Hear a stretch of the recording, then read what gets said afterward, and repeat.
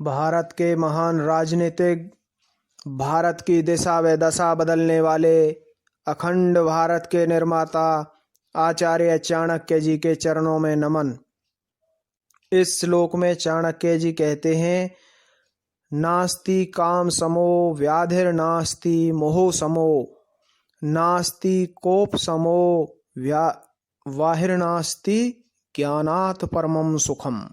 अर्थात काम के समान कोई रोग नहीं है, मोह के समान कोई शत्रु नहीं है और क्रोध के समान कोई अग्नि नहीं है, तथा ज्ञान से बढ़कर संसार में कोई सुख नहीं है। काम के समान कोई रोग नहीं है। काम एक ऐसी अग्नि है जिसमें प्रेम ईंधन की तरह कार्य करता है। संभोग जिसकी ज्वालाएं होती हैं, ऐसे यह काम रूपी अग्नि प्रज्वलित हो रही है। इसमें मनुष्य अपना यौवन और धन दोनों की आहुतियां दे देता है और अंततः वो नष्ट हो जाता है, उसकी अधोगति हो जाती है।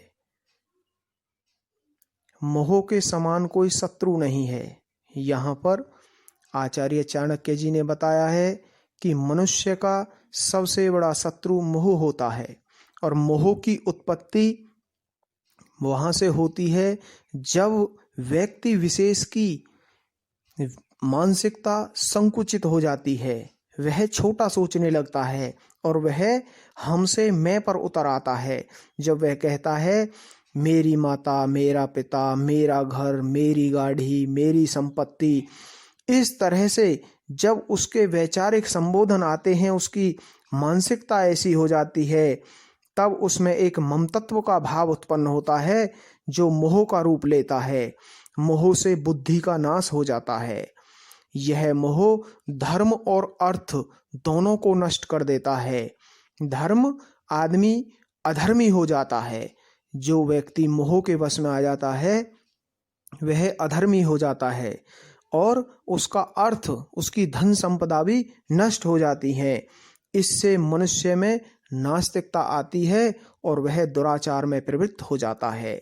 इसलिए मनुष्य को चाहिए कि वह मोह से बचे, अपनी सोच को बड़ी करे, व्याप्त करे, सबका हित सोचे, तो वह मोह रूपी जाल से बाहर रहेगा।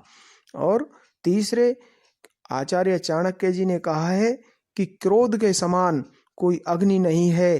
क्रोध वह अग्नि है जो दूसरों को जलाने से पहले स्वयं को जलाकर नष्ट कर देती है। क्रोध से धैर्य और शास्त्र ज्ञान दोनों नष्ट हो जाते हैं। क्रोध से सब कुछ दग्ध हो जाता है। इसलिए व्यक्ति को चाहिए कि वह क्रोध करने से पहले उस क्रोध रूपी आवरण से बाहर आके बुद्धि का इस्तेमाल करे और अच्छे भले की पहचान कर उस क्रोध रूपी अग्नि को शांत करने की कोशिश करे। क्योंकि क्रोध तो नकारात्मकता की वो तरंग है जो क्षणिक वेग उत्पन्न करती है और व्यक्ति गलत कार्य कर बैठता है। लड़ाई झगड़े शुरू हो जाते हैं और क्रोध का अंत पछतावे पर हुआ करता है। इसलिए मनुष्य को चाहिए कि वो क्रोध को सबसे बड़ा शत्रु मानकर उससे बचे। और अंतिम पड़ाव में आचार्य चाणक्य जी ने बताया है कि आत्मज्ञान से बड़ा कोई ज्ञान नहीं है। आत्मज्ञान व्यक्ति की मुक्ति का मार्ग है। जिस अवस्था में व्यक्ति आत्मज्ञानी हो जाता है, समस्त पदार्थों में उसे परमात्मा दिखाई देने लगता है। अंदर और बाहर सर्वत्र परमात्मा का दर्शन करने लगता है और परमात्मा के उपासक को कैसा मोह, कैसा शोक, कैसा भय। इसलिए व्यक्ति को चाहिए कि वह अपने आंतरिक गुणों पर, जिनकी चर्चा आचार्य चाणक्य जी ने की है, उन पर बारीकी से ध्यान दे और उन पर विश्लेषण कर महापुरुषों के बताए हुए मार्ग पर चले, तो उसका जीवन बहुत ही सुखी होगा। और